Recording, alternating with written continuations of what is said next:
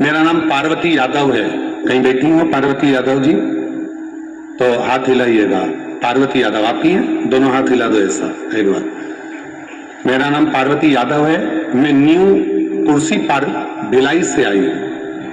बाबा, मैं इस शिव महापुराण का क्या वर्णन करूं। मेरी बहन इसी पंडाल में दूसरे दिवस की कथा श्रवण करने पहुंची और पंडाल में जैसे ही कथा श्रवण करने के लिए पहुंची, अचानक से घर से फोन आया मेरी बहन के यहां उनका बेटा सीरियस है।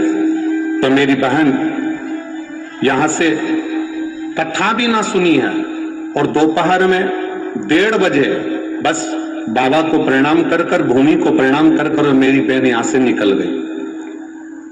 हमारी बहन के यहां से वापिस हमारे पास खबर आई कि दोपहर में 3:30 पर खबर आई कि जिस बेटे की तबीयत खराब थी वो मर गया।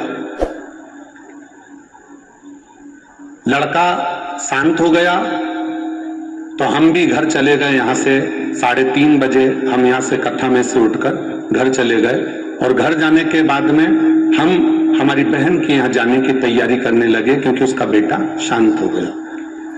गुरुदेव, हमने हमारे पति से कहा कि एक बार वापिस कथा स्थल ले चलो।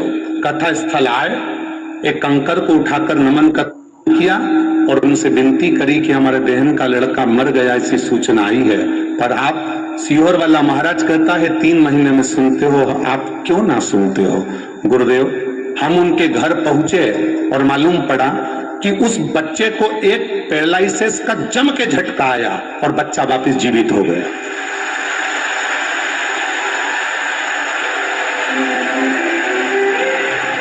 बालक वापिस जीवित हो गया। अब ठीक है बहन, वो एक बार दोनों हाथ हिला दो। हर हर बैठी है। मेरा नाम पार्वती यादव है। मैं न्यू कुर्सी पार से भिलाई से आई हूं। गुरुदेव, शिव तत्व किसको कहते हैं? आपका विश्वास, आपकी दृढ़ता, आपका भरोसा। आप सीहोर वाले महाराज को सुनने के लिए नहीं आए हो। सीहोर वाले महाराज को सुनने के लिए यहां नहीं पहुंचे हो। यहां आप पहुंचे हो मेरे कुबेर भंडारी को श्रवण करने के लिए। यहां पहुंचे हो मेरे महाकाल राजा को श्रवण करने के लिए।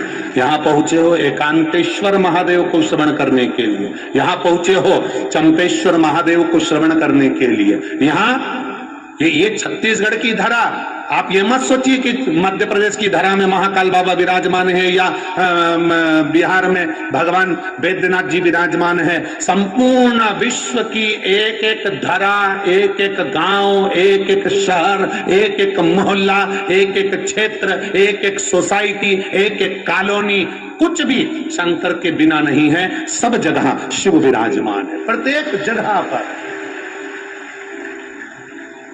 प्रत्येक भूमि के कण कण में शंकर समाया। उस मां ने लिखा, वो यादव बहन ने, पार्वती यादव जी ने लिखा, मैं आई, मेरे पति से कहे मेरे को एक बार लेकर चलो। एक बार मुझे उस महादेव के चरणों में जाकर कहना है कि बहन का बेटा मर गया है और मैं वहां जा रही हूं। बस इतना कहना है मुझे। वो पत्र में लिख रही है।